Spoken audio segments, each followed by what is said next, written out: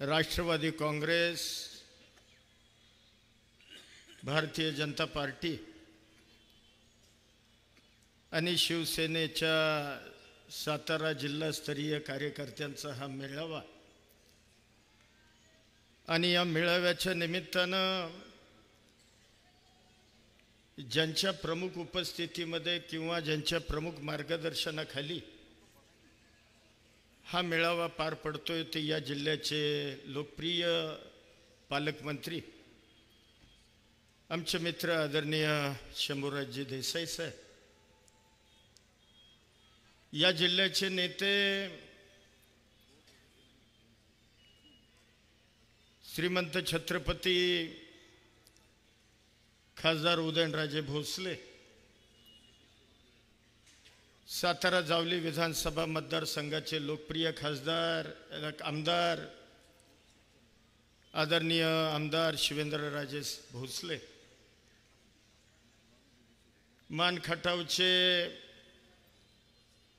पाणीदार आमदार आमचे सहकारी जयकुमारजी गोरे, कोरेगाव खटावचे आमदार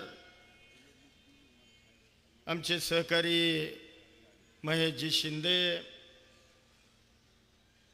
फलटण कोरेगावचे लोकप्रिय आमदार आमचे मित्र आमदार दीपकजी चव्हाण, कार्यक्रमाला उपस्थित माजी आमदार आनंदराव पाटील, माजी आमदार नरेंद्रजी पाटील, माजी आमदार दिलीपरावजी येळगावकर, जिल्हा बँकेचे चेअरमन नितीन पाटील, कराड दक्षिणचे नेते अतुलबाबा भोसले, मनोजदादा घोरपडे, आमचे राष्ट्रवादीचे कार्याध्यक्ष अमितजी कदम, मुंबई कृषी उत्पन्न बाजार समितीचे माजी सभापती बाळासाहेबजी सोळसकर, मनोजदादा पोळ, प्रमोद शिंदे, राष्ट्रवादीचे महाराष्ट्र प्रदेश सचिव प्रतापराव अण्णा पवार,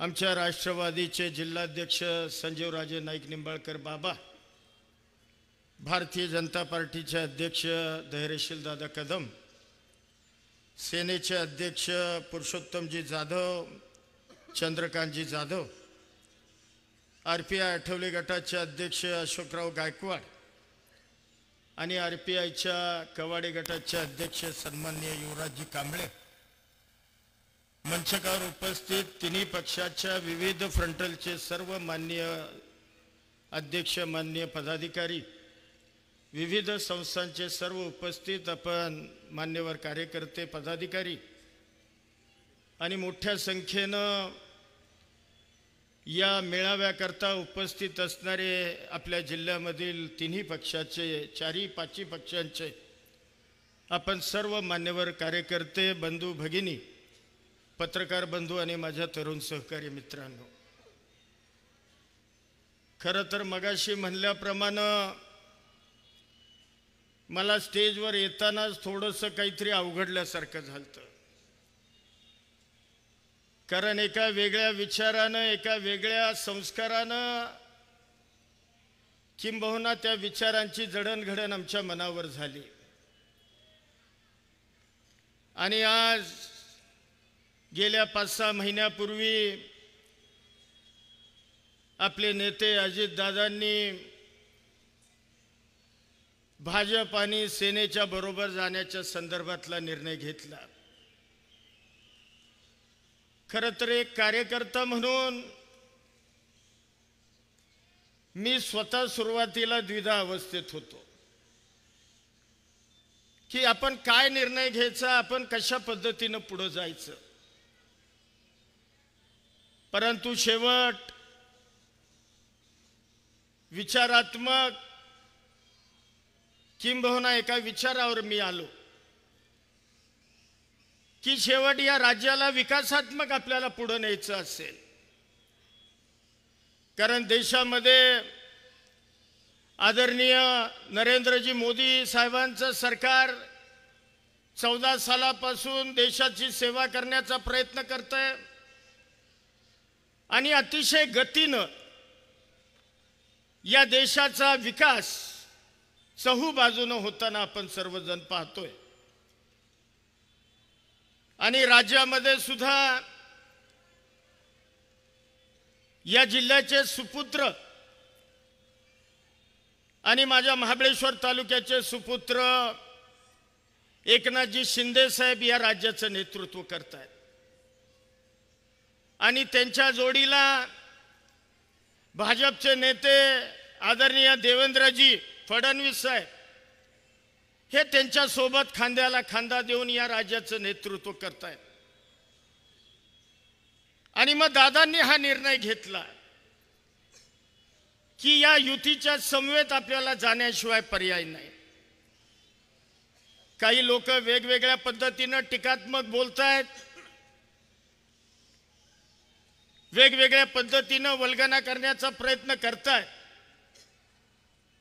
परंतु खऱ्या अर्थानं दादांना ज्यांनी जवळनं पाहिलं अनुभवलं ते निश्चितपणानं मान्य करतील की अजित पवार हा या राज्यामधला एक तरुण तडफदार नेता आहे की ज्याला खऱ्या अर्थानं या राज्याच्या विकासाची दृष्टी आहे।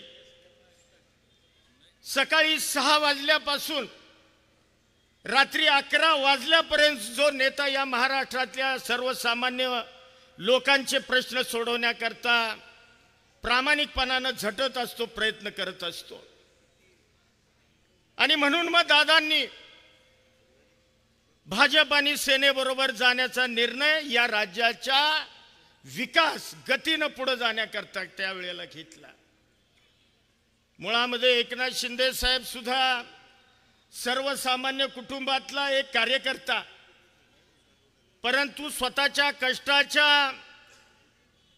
आणि प्रचंड मेहनतीच्या बळावर आज आपण बघतोय की राज्याचं नेतृत्व अतिशय यशस्वीपणानं ते त्या ठिकाणी करण्याचा प्रयत्न करतायत। आणि देवेंद्रजींना तर 5 वर्षे या राज्याचा मुख्यमंत्री पदाचा प्रचंड अनुभव होता। त्यांच्या 5 वर्षाच्या काळामध्ये सुद्धा या राज्यानं वेगाने प्रगती केली। म्हणजे एकनाथ शिंदे साहेब, देवेंद्रजी आणि अजितदादा ही तिन्ही नेतृत्व या महाराष्ट्राच्या भविष्याचा चेहरा आहे असं म्हणलं तर काही वावगं होणार नाही। आणि आज हे तिघही खांद्याला खांदा लावून आज आपण बघतोय महाराष्ट्रामध्ये कालच आता परवा नरेंद्रजी मोदी साहेबांच्या हस्ते सागरी सेतूचं उद्घाटन झालं। त्याची प्रशासकीय मंजुरी काँग्रेसच्या काळामध्ये झाली होती, परंतु त्या काळामध्ये काम सुरू झालं नाही। परंतु या युतीच्या काळामध्ये काम सुरू झालं आणि भारतामधला सगळ्यात मोठा सागरी पूल की जे आज आपण मुंबईला जातो, आपला वेळ जवळपास 1.5 तासानं कमी होणारे एवढा प्रचंड मोठा सेतू हा युतीच्या काळानं किंवा या नेते मंडळींच्या नेतृत्वाखाली त्या ठिकाणी तयार झाला। अनेक गोष्टी सांगता येतील। अगदी आपल्या जिल्ह्यापुरतं बोलायचं म्हणलं तर मेडिकल कॉलेजचं काम संथ गतीनं चाललं होतं। आता आपण बघा किती फास्ट मेडिकल कॉलेजचं काम आपल्या सुरू झालेलं आहे। माझ्या प्रतापगडला परवाच आपले खासदार उदयनराजे साहेब आम्ही बरोबरच होतो। दादांनी सांगितलं प्रतापगडला येणाऱ्या मार्चच्या आराखड्यामध्ये 200 कोटी रुपयाचा निधी आम्ही बजेटला त्या ठिकाणी मंजूर करतो। क्षेत्र महाबळेश्वरला 178 कोटी रुपये येणाऱ्या बजेटला मंजूर होणार आहेत। असे कोट्यावधी रुपयाचे प्रकल्प किंबहुना त्या ठिकाणी आपलं जे पर्यटनाचं पोटेन्शियल आहे जिल्ह्याचं, ह्या पर्यटन वाढीच्या संदर्भातली योजना घेऊन हे राज्य सरकार गतीनं त्या ठिकाणी काम करतंय। माझी या निमित्तानं राष्ट्रवादी काँग्रेसच्या कार्यकर्त्यांना किंबहुना तिन्ही चारी पक्षातील कार्यकर्त्यांना कळकळीची विनंती आहे की येणारी लोकसभा ही काही वाटेल ते झालं तरी आपल्याला काहीही करून जिंकावीच लागणार आहे। आणि मला खात्री आहे की ज्या वेळेला आपण सगळे एका जीवानं आणि एका विचारानं काम करू, कारण हा जिल्हा कैलासवासी यशवंतराव चव्हाणांचा जिल्हा आहे, हा जिल्हा क्रांतिकारकांचा जिल्हा आहे।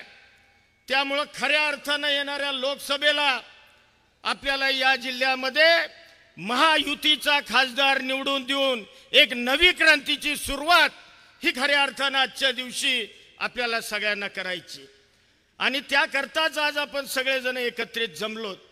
आणि माझी या निमित्तानं विनंती आहे, मी अधिकचा वेळ घेत नाही, की आपण सगळ्यांनी एका जीवानं एका विचारानं येणारी लोकसभा किंबहुना अन्य निवडणुका आपल्याला त्या ठिकाणी एकत्रितपणाने करायच्यात आणि जो काही श्रेष्ठी आपल्याला उमेदवार देतील तो उमेदवार प्रचंड ताकदीनं आपल्याला त्या ठिकाणी विजयी करायचा आहे.